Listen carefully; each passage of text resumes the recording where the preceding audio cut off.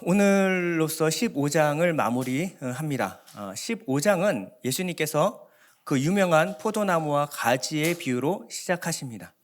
이 포도나무와 가지의 비유의 핵심은요, 예수께서 참 포도나무이시고 예수께 붙어있는 가지에게는 아버지께서 가지치기 하시고 들어올려 반드시, 여기서는 사역형 동사를 썼어요. 반드시 기필코 열매 맺게 하시고야 마시겠다 라는 하나님 아버지의 이런 의지가 담겨있는 비유입니다. 그리고 예수님께서 우리가 어떤 열매를 맺게 될 것인지 그 열매에 대해서 길게 설명하시죠. 이 열매는 어떤 열매였어요? 이 열매는 사랑이라는 열매였습니다.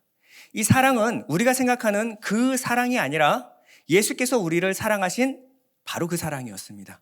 그것은 예수 안에 있는 영과 진리, 생명의 말씀을 주어 그로 살게 하는 일. 그래서 이 열매는요, 바로 생명을 주어 살게 하는 이것이 바로 사랑이고 우리가 이 열매를 반드시 맺게 하고자 마시겠다라는 것입니다. 그러니까 이 열매는 전도와 선교의 열매를 말하는 것이었습니다. 교회의 존재 목적은요, 복음 증거입니다. 예수 그리스도의 말씀을 증거하는 거예요. 사람들은 복음이라고 하니까 복된 소식, 굿뉴스, 그러니까 듣기 좋은 소리라고 생각할 수 있지만 복음은 그렇지 않습니다. 이 복은요, 세상 사람들이 생각하는 그 복, 세상 사람들이 생각하는 그 좋음, 그것의 의미가 아니에요. 이 복음은 하나님으로부터 오는 생명, 그것을 설명하는 일이 바로 복음입니다. 그러니까 복은 항상 하나님의 생명과 관련된 것이지 우리가 생각하는 세상적인 복이 아니라는 거예요. 그러니까 이 복음이 믿는 자들에게는 복음이지만 믿지 않는 자들에게는 절대 듣고 싶지 않은 정말 듣기 싫은 소리입니다. 우리가 갖고 있는 복음은요, 우리가 전한다고 사람들에게 다 굿뉴스가 아니라는 거예요. 하나님께서 세상에서 택하여 세운 그들에게만 복음이라는 것입니다. 이 예수 생명이 우리를 통해서 흘러나가는 자는 하나님의 예수 그리스도 안에 붙어있는 성도이고 또 교회라는 거예요. 근데 교회인데 다 가졌어요. 친교도 있고 봉사도 있고 다 있는데 예수 그리스도의 복음이 흘러가지 않는 교회는 가짜 교회라는 것입니다. 예수님께 붙어있는 이 가지, 이 교회의 특징은 단 한 가지예요. 예수 그리스도의 복음이 증거되는가, 증거되지 않는가. 이 열매가 맺히는가, 맺히지 않는가로 알 수 있는 것입니다. 우리는 예수 그리스도로부터 복, 그 생명을 받아 살아난 자들입니다. 이 생명이 우리 안에 들어왔을 때 첫 번째로 여러분들에게 감지되는 것이 무엇이냐면 이 생명이 들어오면서 그 전까지 내가 알고 있었던 육신의 생명, 옛 자가 거짓 자, 가짜였음을 우리가 발견하게 됩니다. 그 전까지 나는 나를 높이고 나를 증명하고 나를 실현하는 일을 위하여 평생을 헌신하며 살아왔어요. 그런데 그 생명이 들어오면서 이것이 나를 죽이는 것, 이것이 죄의 원흉임을 알게 되는 것입니다. 성경에서 말하는 죄 사함이라고 하는 것은 그저 거짓말하고 도둑질하고 간음하고 이런 죄의 증상 몇 가지를 하지 않게 만드는 것이 아니라 예수께서는 내 안에 죄의 원흉, 원인, 오리지널 씬을 알게 하시는 거예요. 왜 그러한 죄를 범하게 되는지 그 원인을 진단해 내시는 것입니다. 왜 거짓말하죠? 나를 옳게 보이기 위해서입니다. 왜 도둑질하죠? 도둑질해서라도 내가 가진 것, 내가 없는 것을 가져서라도 나를 부하게 만들려고 하는 거예요. 결국 이 모든 죄의 근원은 나입니다, 나. 이 거짓 자아를 발견하시고 이게 죽어야만 이 죄에서 자유케 됨을 알게 하시는 거예요.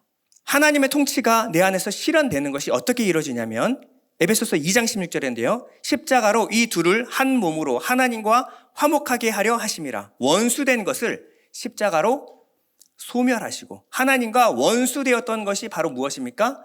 내 안에 거짓 자아라는 거예요. 죄를 사하시고 이 자리에 누가 올라서세요? 예수께서 내 초자아, 슈퍼 에고가 되어서 내가 예수님처럼 사는 것, 예수님과 같이 사는 것, 이 삶을 추구하며 살게 만드신다라는 것입니다. 구원은요, 첫 번째, 죄에서 우리를 구원하시는 것. 이것이 바로 구원의 시작입니다.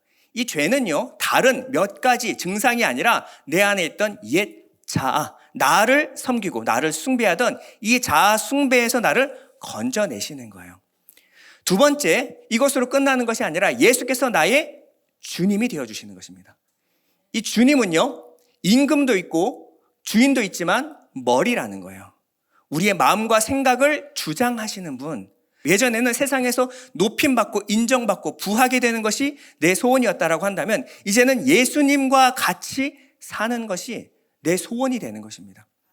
예수님과 같이 사는 것이 어떻게 되는 겁니까? 자기의 생명을 내어주어 생명이 또 다른 생명을 낳는 일, 이 일을 위하여 내가 죽어주고 부인되는 일, 이런 예수의 삶이 내 안에서 드러나게 되는 거예요. 이것을 구원받았다라고 말하는 것입니다. 우리는 예수 안에서 이 생명을 주어 다시 살게 하는 기쁨을 경험하게 됩니다. 예수 안에 있는 사람들은 예수 안에 있었던 그 기쁨이 무엇이었는가, 예수 안에 있었던 그 동기부여가 무엇이었는지를 깨닫고 경험하기 시작합니다. 요한복음 15장 11절입니다. 내가 이것을 너에게 이름은 내 기쁨이 너희 안에 있어 너희 기쁨을 충만하게 하려 함이라. 이것이 예수님의 포도나무 비유의 핵심이었습니다. 다른 사람들에게 내 안에 있는 생명을 주어 그로 살게 하는 일, 그러면 사람들이 나에게 고마워하고 또 영원한 생명, 그 길을 가르쳐준 사람에게 감사할 것 같은데, 오늘 본문에 주님 뭐라고 말씀하시냐면 세상에서 예수를 증거하는 이 열매를 맺게 된다면 세상에서 미움을 받게 될 것이다. 우리가 길게 읽었지만 그 모든 내용들의 가장 핵심은 뭐냐면 세상에서 너희들은 이 열매를 맺으면 맺을수록 사람들은 너희를 더욱 더 미워하게 될 것이다. 이게 오늘 본문의 가장 핵심입니다. 왜 미워할까요? 왜 미워할까요? 이게 다 나 잘 되라고 하는 일이 아니잖아요. 여러분, 나로 말미암아 다른 사람이 예수 믿으면요, 나한테 무슨 유익이 있습니까? 여러분, 무슨 유익이 있어요? 그 사람 하나 예수 믿게 하자고 내가 물질, 시간 다 들여가지고 소모하면 나한테 무슨 유익이 있습니까? 하나도 없어요. 그런데 이 사람에게 생명이 흘러가는 이 기쁨 하나밖에 없습니다. 그런데 그 사람이 나를 미워해요. 왜 미워할까요? 그 사람이 원하고 듣고 싶던 그 열매가 아니었어요. 그 사람이 듣기 원하고 소원하고 바라던 방식의 사랑이 아니기 때문에 그렇습니다. 여러분, 우리는 충분히 이해할 수 있습니다. 이제 여러분 예수 믿은 지 오래되셔가지고 그 느낌을 잊어버렸을 수도 있지만 우리는 이 땅에 왔을 때 육신을 입고 이 땅에 와서 예수 생명을 받아 거듭난 자들입니다. 그러면 그 전과 후를 다 알아요. 예수 믿기 전에 우리의 상태가 어떤지 여러분들 압니다. 여러분, 예수 믿고 난 후에 우리의 삶이 예수 믿기 전 그 죄인의 본성에 맞아요, 안 맞아요? 절대 안 맞습니다. 부딪혀요. 싫습니다. 듣기조차 싫어요. 예수 얘기 듣기 싫어합니다. 복음 얘기 듣기 싫어요. 그거는 그냥 설교 들을 때 딱 30분 참을 거야. 그러고 나서는 절대 나한테 그런 소리 하지 마. 이런 사람 많이 들어보셨죠? 예. 왜? 듣기 싫어해요. 그냥 딴 얘기는 다 나하고 다 잘 통해. 옷 얘기를 해도 연예인 얘기를 해도 다 잘 통해요. 근데 예수 얘기만 하면 대화가 딱 단절해요. 그 얘기는 하지 말자. 왜요?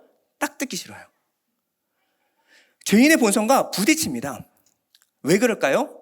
자, 예수 믿고 난 뒤에 우리의 삶이 어떤 삶이냐면요, 예수님이 우리 안에 주인이 되시면 우리 안에 예수님이 그리스도의 영으로 우리와 함께 사십니다. 아멘? 자, 그럴 때 예수님이 우리 안에서 하시는 일이 무엇입니까? 내 안에 있는 마음, 그것을 네페시, 혼이라고 하는데 성경에서는 그냥 마음이라고 번역해놨습니다. 이 마음과 생각을 주장하기 시작하세요. 어떻게요? 그 전까지 나를 향해서 열심히 살아왔던 내 열심과 마음, 생각들을 다 뺏어서 하나님을 향하게 만드십니다.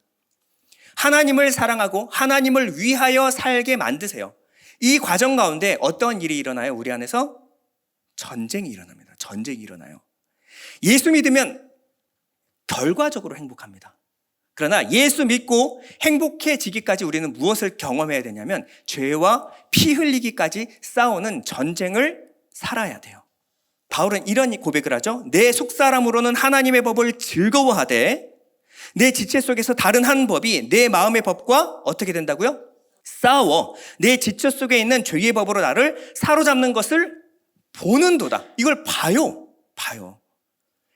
우리는 생생하게 체험합니다. 그 전에는요, 내 속사람이 없었어요. 하나님의 법을 즐거워하는 이 영 자체가 없었어요. 근데 이것이 들어오면 내 안에 다른 한 법, 그 전에 나를 주장했던 그 법과 이 법이 충돌하기 시작합니다. 그때부터 전쟁을 경험하게 되는 거예요. 그렇게 되면 하나님께서 그냥 바로 건져내 주시면 얼마나 마음이 쉽고 평안하겠습니까? 그런데 하나님은 내버려 둬요. 어디까지 내버려 둡니까? 24절 보면요. 오호라 나는 곤고한 사람이로다. 이 사망의 몸에서 누가 나를 건져내려. 내 육신, 내 안에 있는 초자아가 지긋지긋하게, 내 육체가 지긋지긋하게 싫어질 때까지 내버려 둬요.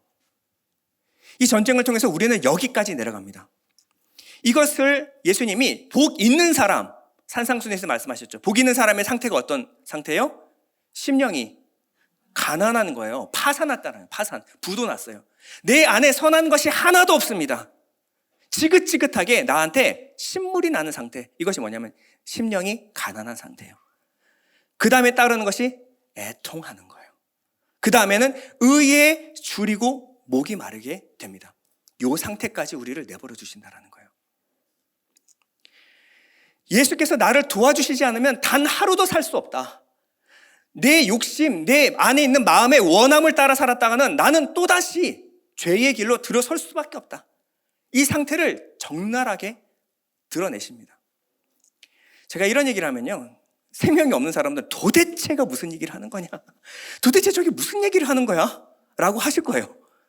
예. 그러나 생명이 있는 사람들은요, 내 안에 그전에 없던 변화를 경험해요. 그러면 내가 이러지 않았는데 내 안에서 이런 충돌이 있고 싸움이 있고 갈등이 있고 심령의 가난과 애통과 그리고 의에 줄이고 목마른 상태를 경험해요. 그러면 당황합니다. 당혹스러워요. 나 왜 이러지? 왜 이러지? 내가 지금 제대로 가고 있는 것이 맞나? 그럴 때 말씀으로 확증하고 검증시켜주면 어떻게 돼요? 아멘. 이게 맞구나. 이게 맞는 길이구나. 이 사람에게는 복음이고 진리고 위로와 소망이 됩니다. 근데 예수 없는 사람들에게는 도대체 무슨 소리냐? 지겹다. 이런 소리가 들릴 거예요. 이게 내 말씀인가? 예수 그리스도의 십자가가 내게 발효되고 실효되었는가? 그렇지 않은가의 차이가 이 말씀을 전할 때 확연하게 갈라지는 거예요. 바울은 오호라 나는 곤고한 사람이로다. 이 사망의 몸에서 누가 나를 건져내랴. 완전한 절망으로 떨어지는 것 같지만 바로 다음 절에 뭐라고 나옵니까? 우리 주 예수 그리스도로 말미암아 하나님께 감사하리로다. 왜 감사해요? 내 자신이 마음으로는 하나님의 법을, 육신으로는 죄의 법을 섬기더라. 이게 뭐가 감사해요? 육신으로 죄의 법을 섬기는 것을 그만하게 해주셔야지. 근데 바울은 알았어요. 왜요? 이 상태가 은혜라는 것을 알았습니다. 여러분, 이게 바울이 말하는 가시예요. 뭐 안질 이런 거 아닙니다. 바울은 평생을 가시를 갖고 살았어요. 어떤 가시예요? 육체의 가시를 갖고 살았습니다. 이 육체라는 가시를 안고 살았어요. 왜? 그게 내게 족하다. 그것이 은혜다. 죄가 더한 것에 은혜가 더했다. 왜? 이 죄가 아니었으면 내 마음속에 탐심을 내가 알지 못했다. 이 죄가 아니었으면 내가 얼마나 구원이 필요한 존재인지를 깨닫지 못했다. 근데 이 죄 때문에 내가 예수 아니면 살 수 없는 존재임을 발견하게 되는 거예요. 우리는 단 하루도 은혜 아니면 예수 아니면 살 수 없는 존재라는 것을 고백합니다. 그러니 내 마음대로 사는 것이 아니라, 내 생각대로 사는 것이 아니라 내 안에 계시는 예수의 생명이 나를 주장하여 가시도록 예수를 믿고 예수를 의지하며 사는 법을 배워요. 이 상태를 뭐라 그래요? 믿음으로 산다. 내 안에, 이제 내가 사는 것이 아니라 내 안에 거하시는 예수를 믿는 믿음으로 사는 것이다. 성경은 뭐라고 말합니까? 오직 의인은 이 믿음으로 살리라. 이 상태가 바로 믿음으로 사는 거예요. 이러한 것을 복음이라고 소개하면요, 사람들은요, 치워라. 나는 그렇게 살고 싶지가 않아. 여러분, 우리가 하는 찬양 한번 가사를 볼까요? 은혜 아니면 살아갈 수가 없네. 호흡마저도 다 주의 것이니 세상 평안과 위로 내게 없어도 예수 오직 예수뿐이네. 사람들이 원하는 건 뭐예요? 예수 필요 없고 세상 위로와 평안 내게 다 달라는 거예요. 근데 복음이 뭐라 그래요? 세상 평안과 위로 내게 없어도 예수만 있으면 된다는 거예요. 이게 무슨 복음이냐는 거예요. 이게 무슨 복음? 우리는 말합니다. 은혜 아니면 나 서지 못하네. 이게 무슨 복음이에요? 믿는 자에게는 복음이에요. 그런데 믿지 않는 사람들에겐 은혜 아니면 서지 못한다고? 그게 무슨 앵벌이지, 무슨 복음이야. 이게 무슨 듣기 좋은 굿뉴스냐, 배드뉴스지. 이렇게 들린다는 거예요. 여러분, 이게 바로 복음에서 갈라지는 사람들이에요. 택한 자는요, 예수 아니면 살 수 없다. 우리가 믿고 의지할 수 있는 예수가 우리에게 있다. 하나님이 그 생명 예수를 우리에게 주셨다. 이것이 복음이지만 그렇지 않은 사람은 예수 필요 없다라는 거예요. 바울은 이 얘기를 이렇게 풀어서 설명합니다. 고린도후서 2장 14절인데요. 여러분 다 같이 한번 읽어보겠습니다. 시작. 항상 우리를 그리스도 안에서 이기게 하시고 우리로 말미암아 각처에서 그리스도를 아는 냄새를 나타내시는 하나님께 감사하노라.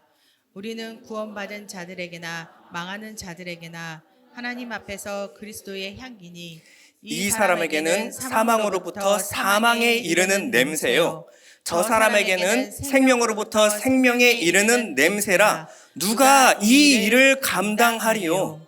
누가 이 일을 감당하리요? 여러분, 냄새는요, 여러분들이 노력해서 풍기는 게 아니에요. 냄새는 힘써서 냄새를 내는 것이 아니에요. 냄새는 그 존재의 본질로부터 그냥 나오는 겁니다. 내가 원하든 원하지 않든 내 고유의 냄새가 있어요. 그 냄새가 나요. 아무리 감추려고 해도 그 냄새가 납니다. 이게 냄새예요. 노력해서 그리스도의 향기가 되자는 게 아니에요. 예수께서 내 안에 계시면 그리스도의 냄새가 납니다. 내 안에 계시면 그리스도를 나타내는, 그리스도를 아는 냄새가 나와요. 그런데 이 냄새가 이 사람에게는 사망으로부터 사망에 이르는 냄새. 이게 무슨 냄새일까요? 시체 썩는 냄새로 나요. 고약해요. 도저히 역겨워서 들어줄 수가 없는 냄새. 저 사람에게는 생명으로부터 생명에 이르는 냄새가 나요. 사람을 살리는 냄새가 납니다. 똑같은 냄새인데, 아니 어떻게 이 사람에게는 사망에 이르는 냄새고 어떻게 이 사람에게는 생명에 이르는 냄새가 될 수 있습니까? 이게 우리가 전하는 복음이라는 거예요. 내 자가 십자가에서 죽는 이 죽음의 냄새가 어떤 사람에게는 그것이 위로가 되고 소망이 돼요. 내가 죽을수록 내 안에 계시는 예수께서 사시는 생명의 냄새로 감지가 됩니다. 바울은 내 안에서 이 냄새가 나는 것, 나로 말미암아 예수 그리스도를 아는 냄새, 이 복음이 흘러가는 것에 하나님께 감사하고 있는 거예요. 세상은 그 냄새 싫어해요. 세상은 냄새를 싫어합니다. 예수 그리스도의 냄새가 나는 거 싫어해요. 왜 그럴까요? 여러분들이 유튜브나 TV 채널에서 보면요, TV 강연 프로그램이 굉장히 많습니다. 역사나 철학이나 심리학이나 여러분 다 통틀어서 그것이 말하고자 하는 그 주제가 뭘까요? 결론이 뭔지 아세요? 인간의 주체성입니다. 주체적인 인간이 되자. 초인, 거인, 그리고 주체적인 나가 되자는 거예요. 내 인생의 주인은 나다. 어떠한 것에도 휘둘리지 말고 내가 주인이 돼서 인생을 살아내자라는 거예요. 이게 인문학의 가장 핵심입니다. 죄인들은 이 얘기 듣기 좋아해요. 이게 죄인들의 본성이죠. 창세기부터 하나님께서 말씀하셨던 내가 스스로 죄인이 돼 선과 악을 스스로 판단하여 내가 옳은 대로 살아가는 것, 이것이 죄인들의 본성이에요. 그렇기 때문에 그 얘기해주면요 좋아합니다. 또다시 한번 힘을 내요. 눈물 닦으면서 다시 한번 힘을 내보겠습니다. 할 수 있다! 이러면 막 가슴이 철철 감동이 흘러 넘칩니다. 이 얘기 듣고 싶어 해요. 그런데 복음이 흘러나가면요 죽으라는 거예요. 난 할 수 없다라는 거예요. 포기하라는 거예요. 그리고 예수께 항복하라는 겁니다. 이걸 누가 듣고 싶어 하겠어요? 아니, 좀 용기를 붙여다 주고 좀 할 수 있다 가능성을 키워주고 그래야 될 나를 어떻게 해요? 죄인이라 그러네요.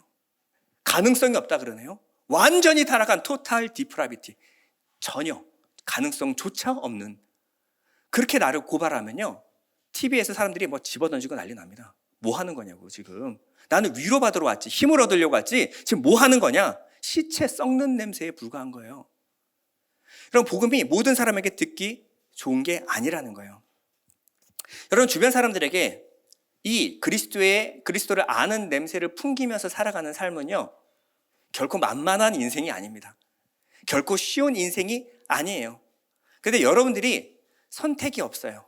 예수께서는 반드시 여러분 안에서 이 열매를 맺게 하시고야 마시겠다라고 결심하셨기 때문에 여러분들은 어디로 가든지 그리스도를 아는 냄새가 날 수밖에 없어요. 안 나면 생명이 없는 겁니다. 생명이 있다면 반드시 그 일이 일어나요. 막을 수도 지울 수도 없습니다. 왜냐하면 내 안에 계신 성령께서 하시는 일이거든요.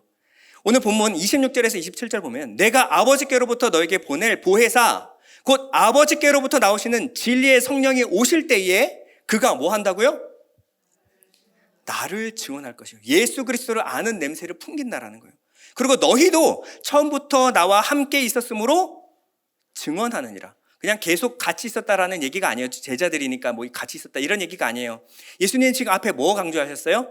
내가 너희 안에 거하고 너희가 내 안에 거하면 함께 있는 거예요. 그게 뭡니까? 예수 그리스도의 말씀이 내 안에 거하는 거예요. 예수 그리스도의 말씀은 영과 생명입니다. 내가 너에게 이르는 말은 영이요 생명이니라. 이 생명, 진리의 영을 받은 우리는 예수를 증거할 수밖에 없다라는 거예요. 내가 너희 안에 있으면 반드시 그 일이 일어난다라는 거예요. 그러니까 너희가 예수를 증언하게 되는 거야. 막을 수 있어요? 성령께서 하시는 일은 오직 하나입니다. 예수 증거예요. 이것을 막는 것을 성령 회방죄라고 하는 거예요. 이것은 사함을 받지 못한다라고 했죠. 우리가 막을 수 없다라는 얘기를 강조한 겁니다. 내 안에서 성령께서 예수를 증언하는데 막을 수 있어요? 절대 없다. 너희가 택함 받은 구원받은 성도라면 절대 그 일이 일어나지 않고는 견딜 수가 없다라는 거예요. 바울은 뭐라 그럽니까? 고린도전서 9장 16절 내가 복음을 전할지라도 자랑할 것이 없으면 내가 부득불할림이라.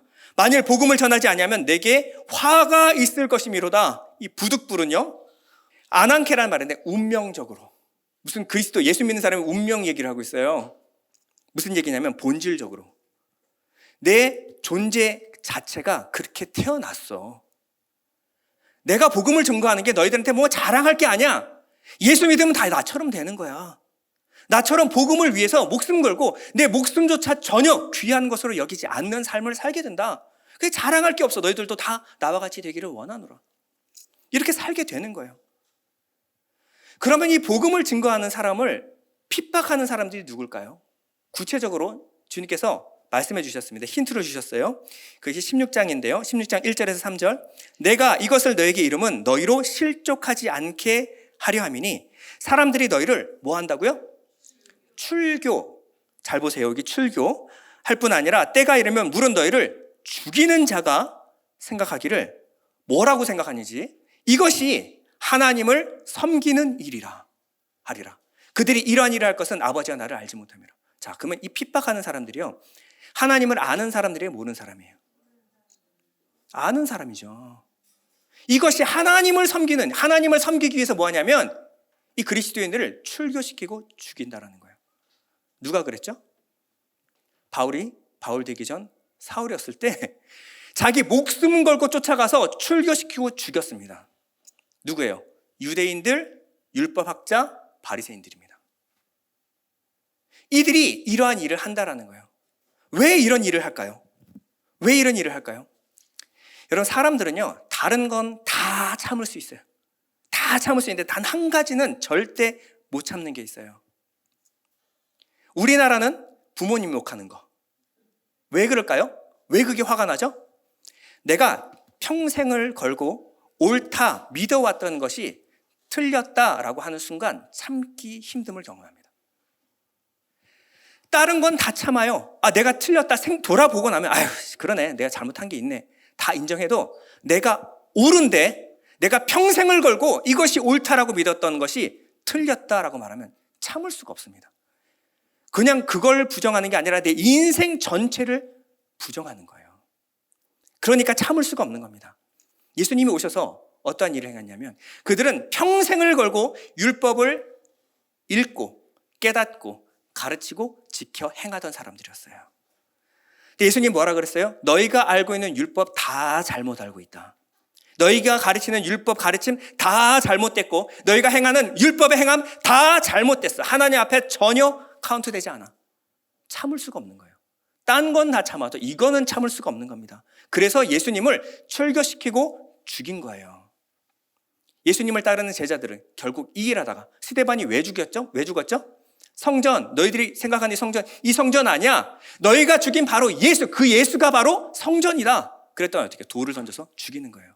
자기가 옳다, 의롭다고 평생을 인생을 걸고 옳다 믿었던 것을 아니라라고 했을 때 그 사람을 죽이고 싶은 거예요. 그래서 제자들도 출교당하고 순교당한 거예요. 마태복음에 보면 주님이 이 핍박을 당하는 이유에 대해서 좀 더 구체적으로 설명을 해주세요. 마태복음 5장 10절인데요. 의를 위하여 박해받는 자는 복이 있나니 천국이 그들의 것임이라. 나로 말미암아 너희를 욕하고 박해하고 거짓으로 너희를 거슬려 모든 악한 말을 할 때는 너희에게 복이 있나니. 자, 여기 보면 무엇을 위하여 박해를 받는다고요? 의를 위하여. 그리고 밑에 가서 나로 말미암아. 똑같은 것을 두 번 반복해서 풀어서 설명해 주시는 거예요. 그리고 박해받는 자, 박해가 어떤 거냐? 욕하고 박해하고 거짓으로 거슬려 모든 악한 말을 하는 것. 이 일을 왜 당하느냐? 의 때문에. 너희가 전하는 의 때문에. 이 의가 뭐예요? 예수 그리스도로 말미암는 의를 전하기 때문에 너희들은 박해를 받을 거야. 그러면 이 의 말고 이 두 가지의 상반되는 상충되는 의가 뭘까요? 로마서 3장 21절입니다. 이제는 율법 외에 하나님의 의가 나타났으니. 율법도 의, 하나님의 의도 의. 근데 율법의 의가 아닌 그 외에 다른 의, 하나님의 의가 나타났으니 율법과 선지자들에게 증거를 받은 것이라. 무슨 말이냐면 율법과 선지자들이 했던 그 모든 말이 결국 이 하나님의 의를 설명하는 거야. 곧 예수 그리스도를 믿음으로 말미암아 모든 믿는 자에게 미치는 하나님의 의니. 대척점은 율법의 의, 사람의 의, 자기 의예요. 이 의 말고 하나님의 의가 나타났으니 예수 그리스도를 믿음으로 말미암아 모든 믿는 자에게 미치는 하나님의 의니 차별이 없느니라. 우열이 없느니라. 모든 사람이 죄를 범하였음에 하나님의 영광에 이르지 못하더니 그리스도 예수 안에 있는 성령으로 말미암아 하나님의 은혜로 값없이 의롭다 하심을 얻은 자 되었느니라. 그랬더니 돌을 들고 쳐 죽이는 겁니다. 왜요? 율법의 의는요, 차등 상급입니다. 자기 의거든요. 내가 한 거거든요. 그럼 거기에 정확하게 값을 달아서 내게 상급을 주셔야 돼요. 근데 뭐라 그래요? 차별이 없느니라.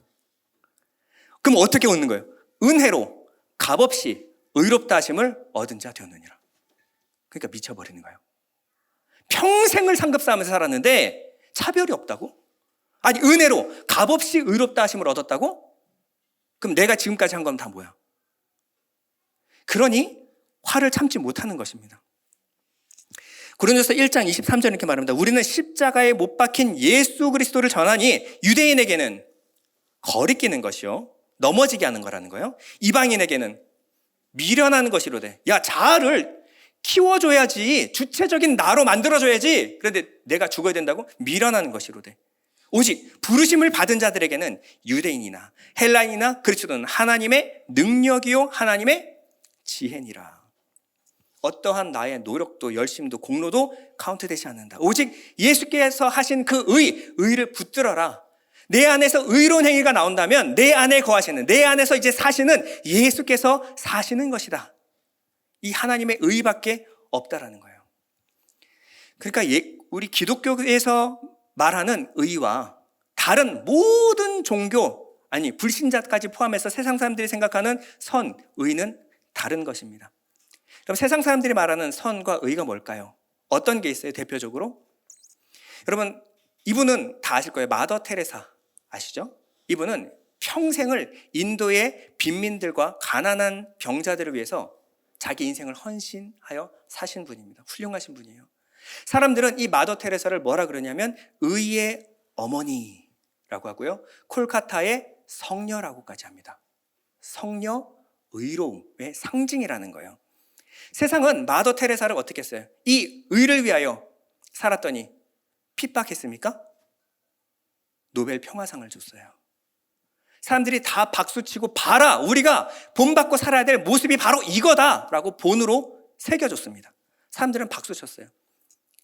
김수환 추기경 아시죠? 김수환 추기경의 삶은 어떻습니까? 평생을 민주화 운동과 불우한 이웃을 위해서 헌신하며 사셨습니다. 굉장히 훌륭한 분이에요. 이 의를 사람들은 박수치고 추앙해줬어요. 그리고 그분이 돌아가셨을 때 40만 명의 추모객들이 그 죽음을 뒤를 따랐습니다. 당신과 같이 살겠습니다. 기억하겠습니다. 잊지 않겠습니다. 당신과 같이 살겠습니다. 이때 따라갔던 수많은 무리 중에 스님들도 엄청 많이 따라가세요. 목탁 두들기면서. 이분은 종교를 떠나서 성자다라는 거예요. 예수님 말씀하셨습니다. 너희가 의를 위하여 살면 반드시 핍박을 받게 될 것이다. 미움을 받게 될 거야. 정말 그래요? 아닌데요? 열심히 의롭게 살았더니 사람들에게 박수받고 칭찬받고 인정받고 상 받던데요? 그러면 예수님이 틀렸던지 아니면 예수님이 말씀하신 의가 이 의가 아니던지예요. 이게 잘못된 게 아니라 여러분 훌륭한 겁니다. 그러나 우리가 전하는 의는 이 의를 전하는 게 아니에요. 우리가 본받고자 하는 삶은 이런 의로운 삶이 아니라는 것입니다. 여러분 바리새인과 율법학자들은요 정확하게 마더 테레사와 김수환 추기경과 같이 살았던 사람들이에요. 종교적으로 완벽했습니다. 율법의 의로는 흠이 없는 자다. 율법에 하나도 처음부터 끝까지 613가지를 다 지켜 행했어요. 그리고 자기가 일주일에 2번 금식해서 안 먹은 그 음식을 먹지 않은 돈을 아껴서 불우한 이웃을 위해서 그들을 도왔습니다. 평생을. 근데 예수님이 나타나서 이들을 칭찬해 줘야죠. 야, 참 수고가 많다. 하나님의 율법을 지키려고 너의 평생을 진짜 너희들의 말로 찐 하나님 사랑, 이웃 사랑 찐 해줘야 되는데 예수님 뭐라 그러세요? 누가복음 16장 15절에 예수께서 이르시되 너희는 사람 앞에서 스스로 옳다 하는 자들이라. 사람들은 박수를 칩니다. 너희 마음을 하나님께서 아시나니 사람 중에 높임을 받는 그 의, 그것은 하나님 앞에 미움받는 것이니라. 세상의 의, 사람의 의, 자기 의는 하나님 앞에서 그저 더러운 옷에 불과하다고 말하고 있어요. 하나님은 이것에 상을 주는 게 아니라 하나도 카운트하지 않는다. 가치 없는 거, 아무것도 아니라는 거예요. 예수께서는 오히려 나아가서 이렇게 말씀하셨어요. 누가복음 6장 26절. 모든 사람이 너희를 칭찬하면 상이 있다. 아니라 화가 있도다. 왜? 그들의 조상이 거짓 선지자들에게 이와 같이 하였느니라. 뭐라는 거예요? 하나님의 의가 아니라 율법과 선지자들에게 확증, 증거를 받은 예수 그리스도를 믿음으로 말미암는 의가 아닌 엉뚱한 의를 전하고 그 의를 쫓아 살아가게 만드는 너희들이 누구냐? 거짓 선지자들이라는 거예요. 그러면 예수 그리스도로 말미암는 의를 전하면 어떤 일이 일어납니까? 참 선지자의 모습이 어떤 사람이에요? 누가복음 22장 22절. 인자로 말미암아 사람들이 너희를 미워하고 멀리하고 욕하고 너희 이름을 악하다 하여 버릴 때는 너희에게 복이 있도다. 어떻게 하라고요? 그날에 기뻐하며 뛰놀라. 하늘에서 상이 큼이라. 그들의 조상들이 선지자들에게 이와 같이 하였느니라. 참 선지자의 모습은 어떤 거예요? 사람들에게 미워하고 멀리하고 욕하고 악하다 버림받는 거예요. 사람들이 이런 얘기 싫어합니다. 아니 평생 선하게 사는 사람들이 있는데 그 선이 아니라 예수 그리스도를 믿는 의만 하나님께서 의라고 여기신다고? 난 참을 수가 없다. 참을 수가 없다라는 거예요. 그럼 정리합니다. 예수님 안에 붙어있는 사람들은요 예수 안에 있는 생명을 부여받습니다. 그래서 그 생명이 생명을 또 다른 생명을 낳는 참 열매를 맺게 되어 있어요. 근데 이 열매를 맺는 자는 세상에서 미움과 버림과 핍박을 받게 될 것입니다. 근데 이 열매는 내가 맺고 싶든 맺고 싶지 않든 내 안에 주어지는 성령으로 말미암아 생명으로 말미암아 어쩔 수 없이 맺어지는 열매예요. 그러면 성도의 삶은 어떻다는 게 얘기예요? 성도는 반드시 어쩔 수 없이 핍박을 받게 된다는 겁니다. 사람들은 하나님의 의, 예수만이 길과 진리와 생명이 되신다? 특히 상대화된 지금 세상의 젊은이들은 가장 듣기 싫어하는 얘기예요. 근데 그들이 왜 미워하는지 오늘 본문 18절에서 21절, 세상이 너희를 미워하면 너희보다 나를 미워한 줄 알라. 너희가 세상에 속하였으면 세상이 자기 것을 사랑할 것이나 너희는 세상에 속한 자가 아니요 도리어 내가 너희를 세상에서 택하였기 때문에 세상이 너를 미워하느니라. 예수께 속하여 예수를 증거하는 사람들은 미움을 받습니다. 왜 미움을 받아요? 너희를 미워하는 게 아니야. 너희 속에 있는 나를 미워하는 거예요. 내가 너희 안에 있으면 너희는 반드시 미움을 받게 돼. 왜? 너희 안에 내가 있거든. 나라는 생명, 그 씨가 심겨진 사람들은 나 때문에 미움을 받고 핍박을 받게 될 거야. 사람들이 나를 미워했거든, 나를 죽였거든, 그와 같이 내 생명을 가진 사람은 나와 같이 살게 될 것이고 그 생명 때문에 너희들은 세상에서 미움을 받게 될 것이다. 사도행전에 보면 이렇게 말하고 있어요. 제자들의 마음을 굳게 하여 이 믿음에 머물러 있으라 권하고 또 우리가 하나님의 나라에 들어가려면 많은 환난을 겪어야 할 것이라 하고. 자, 우리가 전하던 복음하고 너무 다르죠. 너무 다르죠. 예수 믿으면 하는 일마다 잘 되고 사람들에게 칭찬받고 인정받고 아니에요. 문 걸어 잠거라. 그리고 이 믿음에 머물러 있어. 너희들 나가지 마. 내가 너희들한테 해줄 얘기가 있어. 뭐예요? 우리가 하나님 나라에 들어가려면 많은 환난을 겪어야 돼. 지금 이 얘기를 하고 있는 거예요. 이 많은 환난을 겪어야 할 것이니라 라고 하는 것은 day라는 말인데 must, 반드시 해야만 한다. 어떻게? 환난을 겪어야 된다. 이 환난이 뭐예요? 들립시스예요. 그냥 고통이 아니라 극심한 압박과 고난과 괴로움을 상징하는 말이 뭐냐면 들립시스예요. 너희가 이 환난을 겪어야 할 것이다. 주님은 뭐라 그러냐면 이 환난을 이제 피해서 지혜롭게, 환난 받지 않도록 지혜롭게 절충하며 살아라 라고 말하지 않고요. 마태복음 10장 22절, 너희가 내 이름으로 말미암아 모든 사람에게 미움을 받을 것이나 어떻게 하라고요? 끝까지 견뎌내라 라는 거예요. 끝까지 견디는 자는 구원을 얻으리라. 우리가 피할 수 없어요. 우리는 예수를 믿기 시작했고 내 안에 예수 생명이 있습니다. 그럼 사람들이 나를 미워해요. 예전에는 가족끼리 잘 지냈는데 이제는 명절날 가족하고 가도 가족들하고 할 얘기가 없어요. 내 가까운 친구로부터 버림받기 시작합니다. 그도 그렇고 나도 그렇고 이제 만나면 머쓱해요. 살아가는 목적과 이유 방향이 너무 달라요. 그 사람의 즐거움이 더 이상 내 즐거움이 아니에요. 내 즐거움을 소개시켜 주려고 그러면 그 사람들이 손사래를 칩니다. 그런 얘기 하지 말라고. 커피를 마시는데 커피를 3분 만에 마셔요. 말할 게 없으니까, 할 얘기가 없으니까 점점점 외롭게 됩니다. 세상에서 외롭게 돼요. 주위에서 예수 믿는 사람들하고만 친구가 되지 믿지 않은 사람들하고 점점 친구로 살기가 버거워지고 좀 힘들어집니다. 이런 일이 일어나요. 근데 바울은 한 발짝 더 나가서 너희가 그런 고난을 받게 될 것인데 어떻게 하라고? 피할 수 없으면 즐겨라 라고 말하고 있어요. 골로새서 1장 24절, 나는 이제 너희를 위하여 받는 괴로움을 어떻게 하고? 기뻐하고 그리스도의 남은 고난을 그의 몸된 교회를 위하여 내 육체에 채우노라. 이걸 언제 누가 하셨냐면 예수님께서 하시는 거잖아요. 교회가 받을 고난을 내 육체에 채우는 것, 예수께서 하신 그 일을 그리스도의 남은 고난이라고 표현을 했어요.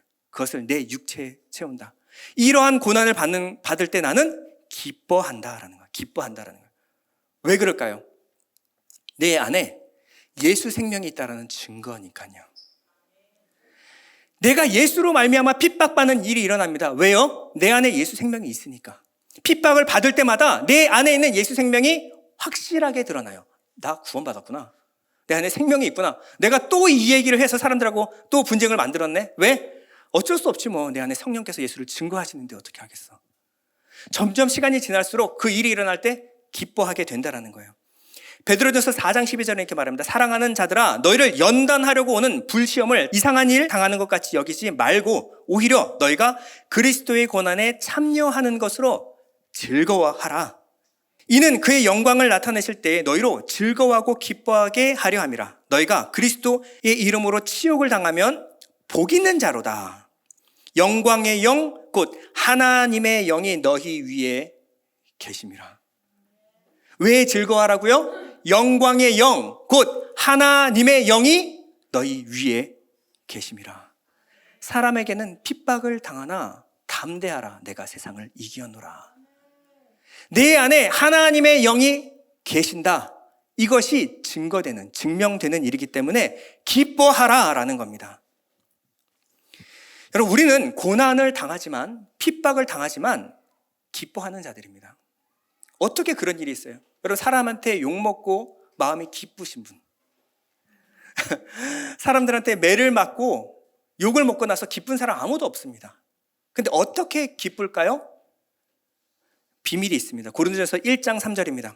찬송하리로다. 그는 우리 주 예수 그리스도의 하나님이요 자비의 아버지요 모든 위로의 하나님이시며 우리의 모든 환난 중에서 우리를 위로하사 우리로 하여금 하나님께 받는 위로로서 모든 환난 중에 있는 자들을 능히 위로하게 하시는 이시로다. 그리스도의 고난이 우리에게 넘친 것 같이 무엇이 넘치냐? 우리가 받는 위로도 그리스도로 말미암아 넘치는도다. 우리가 고난을 받는 이유는 예수 때문입니다. 근데 우리가 위로를 받아요. 무엇으로? 예수로.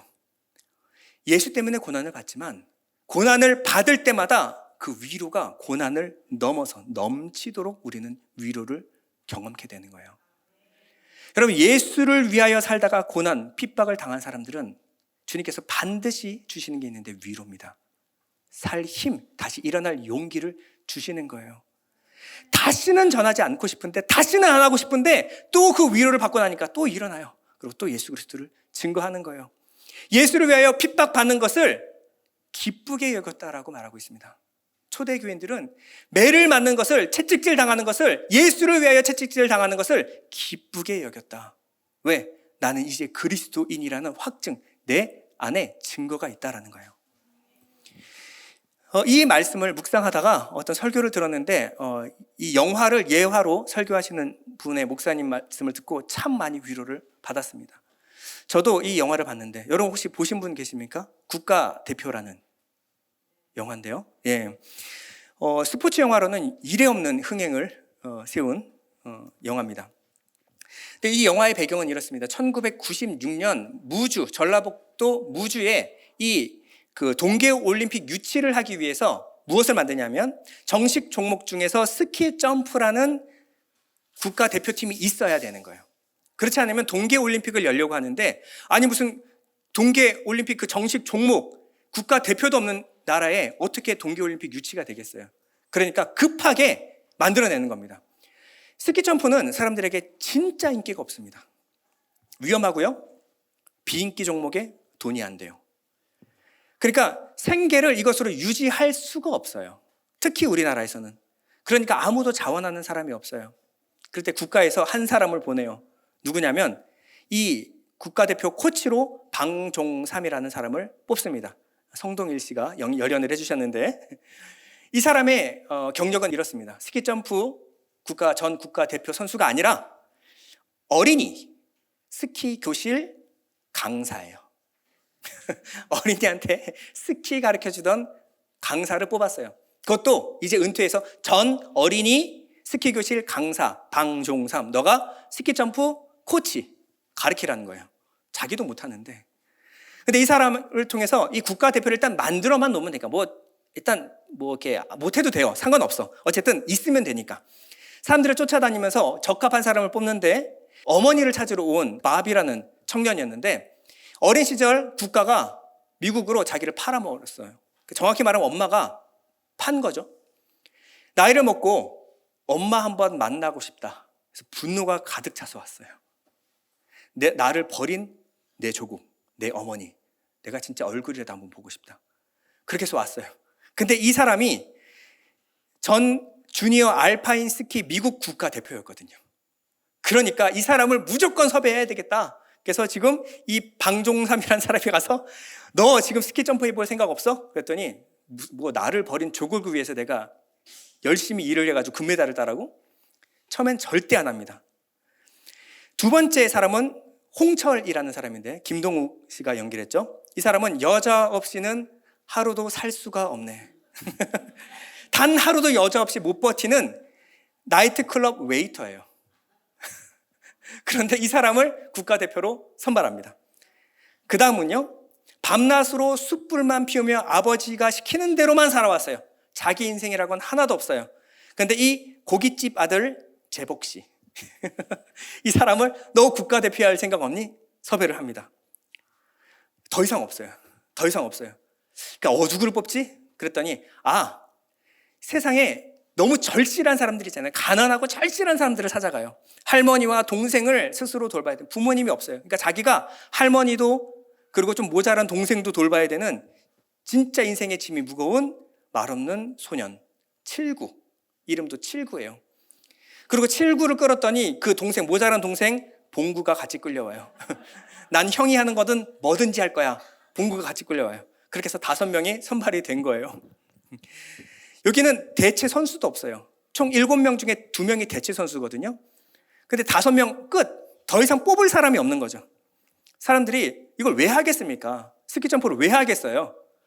안 한다라는 거예요. 근데 그 코치가 꼬십니다. 야, 너 엄마하고 같이 살 아파트 필요한 거 아니야? 아파트 줄게. 그랬더니 아파트를 준다고? 오케이. 나머지 사람들은 뭘로 꼬셨을까요? 군 면제 해줄게. 오케이. 여러분, 남자한테는 이건 굉장히 중요한 겁니다. 아파트만큼 중요한 거예요. 내가 군 면제 시켜줄게. 단 금메달 따면. 이건 조그맣게 적었어요. 그러니까 군 면제 시켜준다, 아파트 준다 그러니까 이 청년들이 그냥 겁도 없이 달려든 겁니다. 스키 점프가 뭔지도 모르고 연습하러 왔는데 연습 도구가 하나도 없어요. 우리나라에 스키 점프 대가 지금 만들어지지도 않았으니까 어디서 연습을 하겠어요. 그러니까 어떻게 해요? 헬멧도 없으니까 오토바이 헬멧. 오토바이 헬멧조차 비싸서 없으면 공사장 안전모 같은 거 이런 거 쓰고 그냥 대충 쓰고 맨몸으로 훈련을 합니다. 시속 90km로 달리는 승합차 위에서 발을 묶어놓고 야, 똑바로 서! 그러니까 말도 안 되는 훈련을 시키는 거예요. 그리고 폐 놀이동산, 문 닫은 놀이동산 가서 후룸라이드 아십니까? 거기 배가 이렇게 떨어져가지고 물에 첨벙하는 거, 거기에 매달려가지고 목숨 걸고 뛰어내리기 연습을 합니다.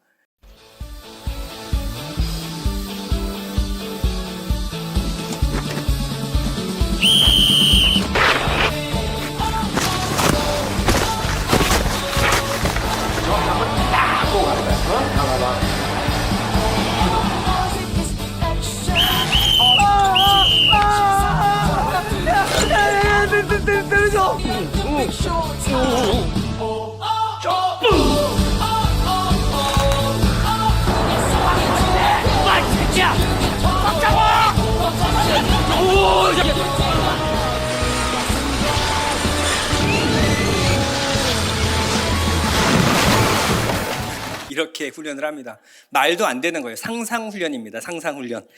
근데 이런 무대포 훈련을 하는데 놀랍게도 이 선수들이 점점 선수다운 모습을 갖춰가기 시작했어요. 코치도 놀라고 감독도 놀라고 국가가 놀라기 시작합니다. 뭐야, 선수야 뭐야.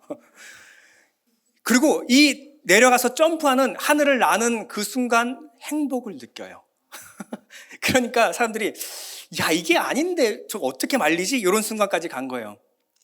이들은요, 세상에서는 불황자같이 살았어요. 꿈도 희망도 전혀 없이 살았는데 어느 날 자기가 대한민국 국가대표가 된 겁니다. 자기보다 잘난 청년들 얼마나 많아요? 그런데 자기를 대한민국 국가대표로 선발한 거예요. 그러니까 거기에 걸맞는 사람이 되기 위해서 노력하기 시작합니다.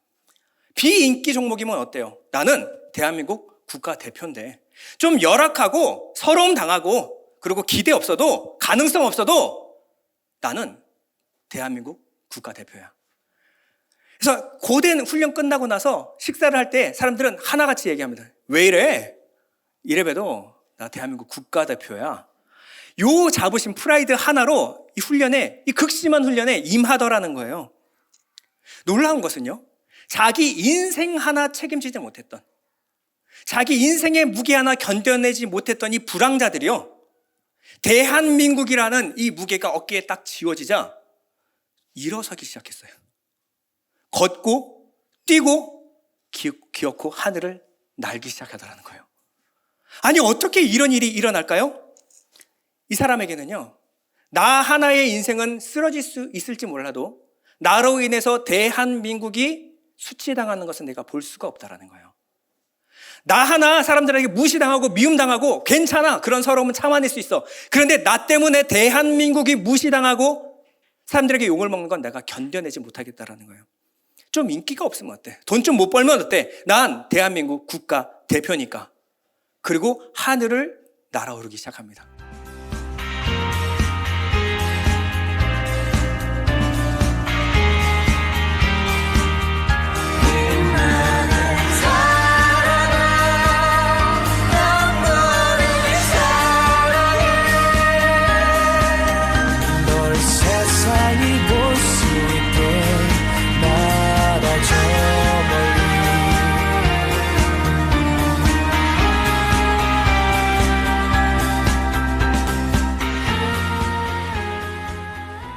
저는 이들에게 일어났던 일이 우리에게도 일어났으면 합니다. 하나님께서는 나 같은 죄인을 택하여 불러 자기 안에 있는 생명을 내 안에 심어주셨습니다. 예수께서 하나님 나라의 대표로서 걸어가시는 그 길을 나 또한 걸어가게 만드셨어요. 이것은요, 고난이지만 이것만큼 영광스러운 직분은 없습니다. 그저 나 하나만, 내 인생 하나만 짊어지고 가는데 이제 내 어깨에 하나님의 나라, 그 이름을 내 안에 새겨주셨어요. 여러분, 나는요, 쓰러질 수 있습니다. 쓰러져도 아무도 관심 없어요. 근데 나로 인해서 하나님의 나라가, 그 구속의 사역이 무너질 수 있을까요, 없을까요? 절대 안 됩니다. 계시록에 보면요, 너의 안에 내 이름을 새겼다라고 했어요. 내가 쓰러지면 하나님의 이름이 먹칠당하는 겁니다. 하나님의 나라의 모든 비밀을 나 안에 심어놓으셨어요. 이제 너희를 종이라 하지 않고 친구라고 부를 것이다. 나와 함께 그 길을 가는 친구라고 부를 거야. 여러분, 베드로전서에 보면요, 천군 천사가 우리를 지켜보고 있어요. 주목하고 보고 있어요. 아니, 저 같은 비리비리한 사람이, 죄인이 하나님 나라의 일, 그 사람한테 그 모든 것을 거셨다고? 천군 천사가 지켜보고 있어요. 도대체 무슨 일인데 그 안에 계신 성령께서 나를 통해서 일하시는 것, 그것이 어떻게 되어지는가 천군 천사가 바라보고 있어요. 우리보다 먼저 살았던 선배들이 하늘나라에서 우리를 지켜보고 있습니다. 조금만 힘내, 조금만 힘내, 좀만 다 왔어. 나를 응원하고 있는 거예요.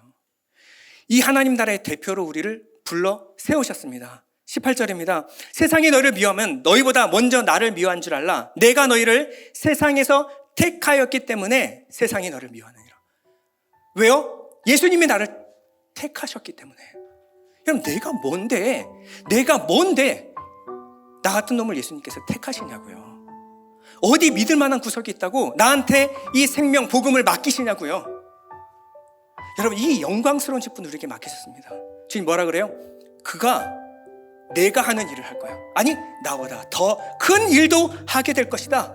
너는 하나님 나라 그리스도 왕국의 대표로 내가 임명한다. 내가 너를 택하여 세웠다. 그러니 현실을 밟고 일어서는 모습을 내게 보여다오. 어떠한 고난 가운데서도 너희가 믿음으로 이기는 모습을 내게 보여다오. 하나님 나라의 국가, 그 대표라는 자부심으로 여러분 일어서시길 바랍니다.